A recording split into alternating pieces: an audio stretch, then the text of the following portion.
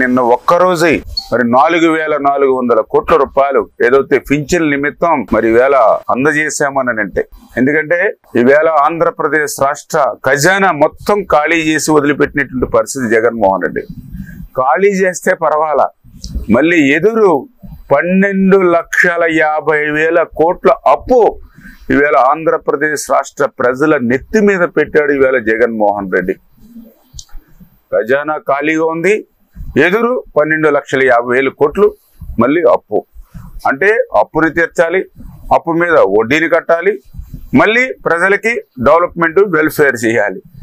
మరి ఇటువంటి క్లిష్టతరమైనటువంటి పరిస్థితుల్లో కూడా మరి చంద్రబాబు నాయుడు గారు 4,400 కోట్ల రూపాయలు ఈవేళ వృద్ధుల వితంతులు దివ్యాంగులకి మరి ఈవేళ కేటాయించారని అంటే, ఒక్క రోజులోనే వాళ్ళకి అందజేశారనంటే, ఆ వృద్ధులు వితంతులు దివ్యాంగుల పట్ల అన్న మాటను నిలబెట్టుకోవడానికి మరి మా నిబద్ధత పట్ల అది ఒక ఉదాహరణ అనే విషయాన్ని సందర్భంగా ఎందుకు తెలియజేస్తున్నానంటే, మొన్న నేను చూసాం, మీరు కూడా చూసారు, అందరూ కూడా ఎన్నికల ముందు ఏదైతే మరి ఏప్రిల్ నెలలో ఆ రోజు పింఛన్లు సంబంధించినటువంటి అమౌంట్ ఏదైతే ఉందో 1వ తేదీని ఇస్తారు. మా అందరికీ తెలుసు, ప్రతి నెల కూడా 1వ తేదీని పింఛన్లు ఇస్తాం. ఇది ఏ ప్రభుత్వం ఉన్నా రొటీన్ గా జరిగేటువంటిది.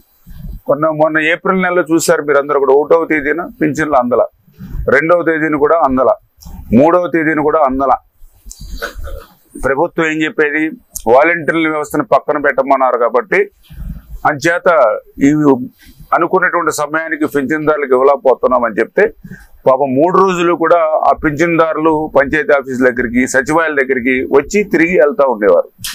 నేను 3వ తేదీన సచివాలయాల దగ్గరికి వెళ్ళి ఎంక్వైరీ చేస్తే, ఆ సచివాలయంలో అడిగితే వాళ్ళే చెప్పారు ఆ రోజు క్లియర్గా, ఏమ్మా ఎందుకు మీరు పెన్షన్ ఇవ్వట్లేదు, బయట చూస్తే 90 మంది ఉన్నారు మీ సచివాలయం ముందు, ఎందుకు ఇవ్వట్లేదని ఆ రోజు నేను ఏప్రిల్ నెలలో సచివాలయ సిబ్బందిని అడిగితే, మేము ఏం చేయగలమండి, మాకు ఈ రోజుకి వచ్చినటువంటి అమౌంట్ 9,000 రూపాయలని అక్షరాల ఆ సచివాలయ సిబ్బంది చెప్పారు నాకు.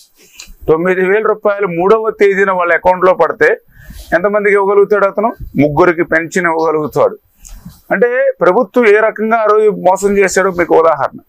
అంటే 1వ తేదీన ఇవ్వాల్సినటువంటి పింఛను 3వ తేదీ కూడా వాళ్ళ సచివాలయాలకి సొమ్ము జమ చేయకుండా ప్రతిపక్షాల మీద నెపం నెట్టేసేటువంటి పరిస్థితి ఆ రోజు జగన్మోహన్ రెడ్డిది. కానీ మేము ఏదైతే 1వ తేదీని పింఛన్ ఇవ్వాలంటే ముందు రోజు ఆదివారం వచ్చిందని చెప్పి శనివారం నాడు, అంటే 1వ తేదీకి 2 రోజుల ముందే మరి ఏదైతే సచివాలయాలకి అమౌంట్ అందజేసాము అని అంటే, ఎవరు పేదల పట్ల, ఎవరు వృద్ధులు వితంతులు దివ్యాంగుల పట్ల పక్షపాతిగా ఉన్నారు అనేది అదే ఒక ఉదాహరణ అనే విషయాన్ని కూడా ఈ సందర్భంగా మీ అందరికీ కూడా తెలియజేసుకుంటూ, మరి ఏదైతే ఆ రోజు కూడా చూసాం, ఎలక్షన్ కమిషను ఎన్నికల నిబంధనల దృష్ట్యా వాలంటీర్ని పక్కన పెట్టి ప్రత్యామ్నాయ ఏర్పాట్ల ద్వారా ఇంటింటికి పింఛన్ అందజేయమని ఆ రోజు ఎలక్షన్ కమిషన్ చెప్పడం జరిగింది.